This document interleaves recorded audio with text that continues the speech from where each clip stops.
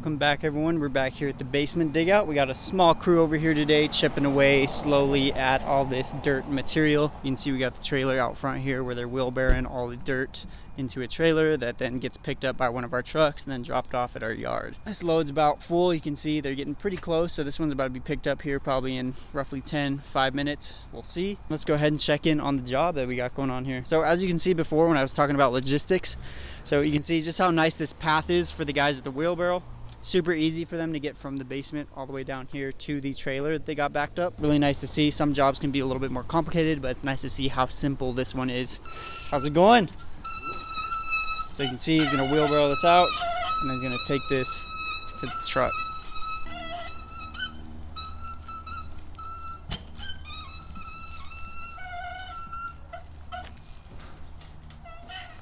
You can see just how easy that was for him. But let's go ahead and head down in the basement and see what we got going on there.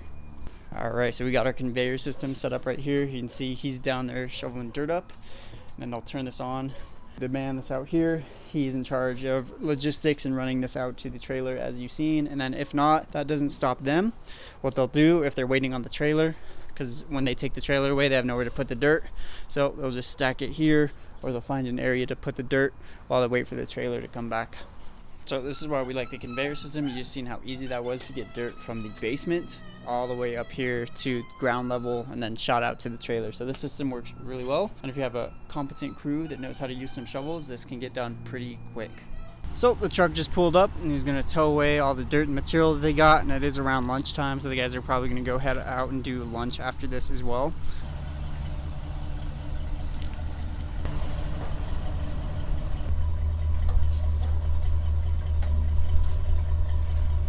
So the nice part with these smaller basement dig outs is you don't really need that large of a crew. So today we got 2 guys on it. So these 2 right here are in charge of this dig out today. And as you can see, since the morning, they've probably done 2 truckloads of this, getting all this out. And then the larger the crew, the more access you have, the easier, as with anything. So if we had 5 guys down there, we'd probably be able to take even probably 10 of these trailers out every day. The nice part about these basement dig outs is we end up with a bunch of dirt that we can use to backfill things. Or in most cases, if we need to flatten some terrain when we're doing a project, we have a bunch of dirt at the yard for us to take from.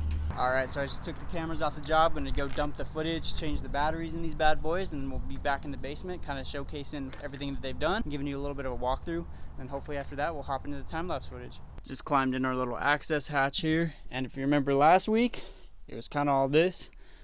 Now this is what we built it up to. So you can see just how much space that we've excavated and how much more room there is to walk around. You can see kind of the order in which we're doing things. So we made our way back this way towards this back wall where they did their footer holes. You can see these are a really good kind of look at what we're doing here. Let's go ahead and take a second to talk about the footer hole and this whole process right here. So as you can see, up above, we have spray paint lettered A, B, A, B.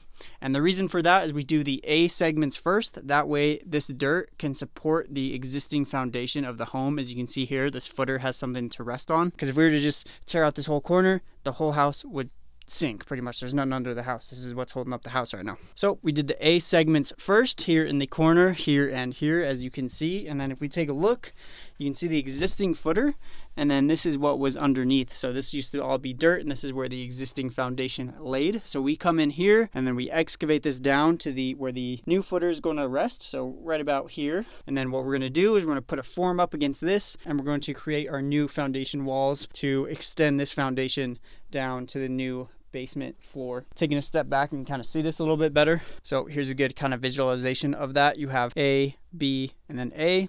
And so this keeps this all nice and sturdy, and then this gives us access to pour our first footers. And then once these are fully cured and can support some weight, we'll then get rid of the forms and everything, and then we'll bounce back, and then we'll get rid of the B sections.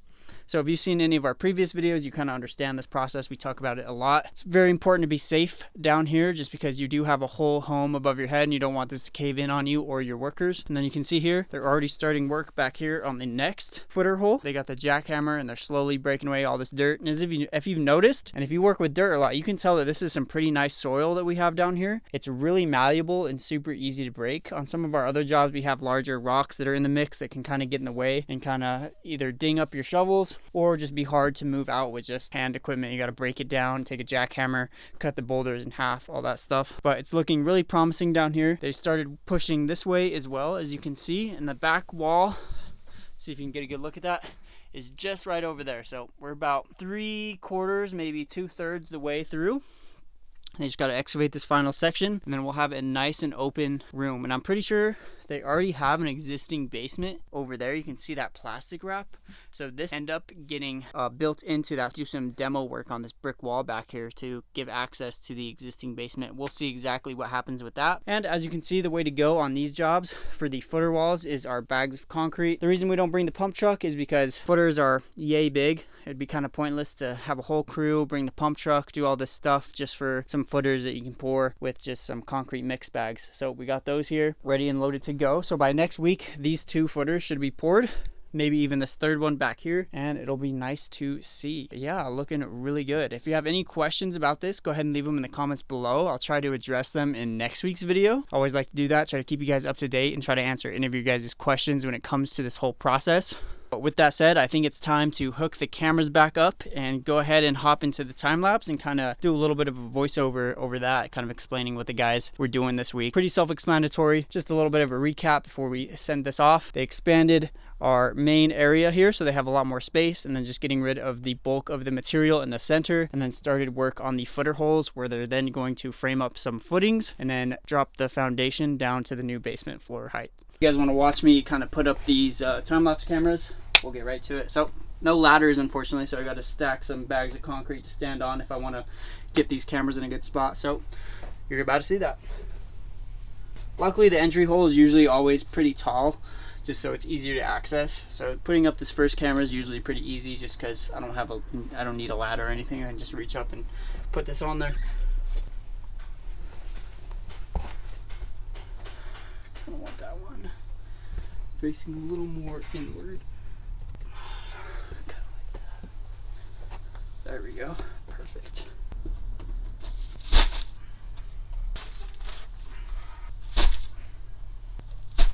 Just made myself a little step back there so I'm not biffing it when I'm putting this camera up, trying to lean over the wall of dirt.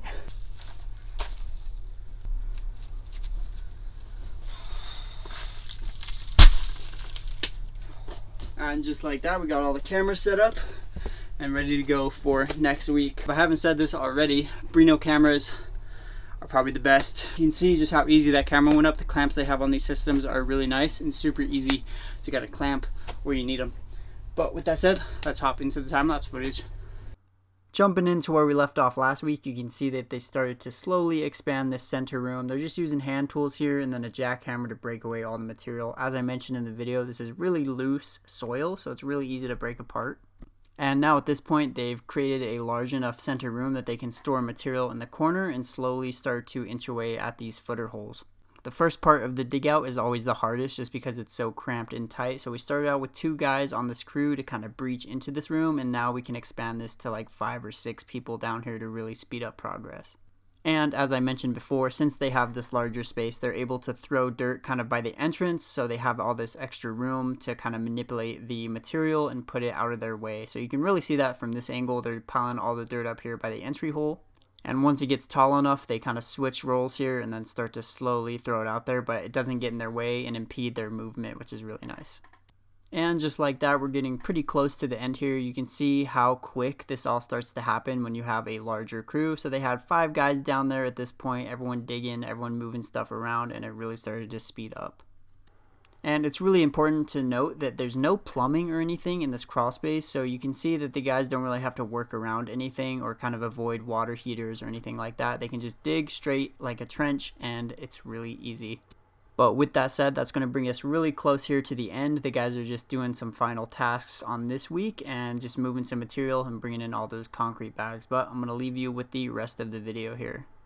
Hope you guys enjoyed that video. Finish this off, just want to show you guys the final trailer load they got here. They got the tarp going over so they don't blow all this dirt out on the highway when they're driving down the road. Then they got the truck all hooked up. They're just doing some final touches down there in the basement, gonna lock it up while they head out, and they're gonna get ready to dump this dirt, and they'll be back for a second round later this afternoon after some lunch. And there you have it.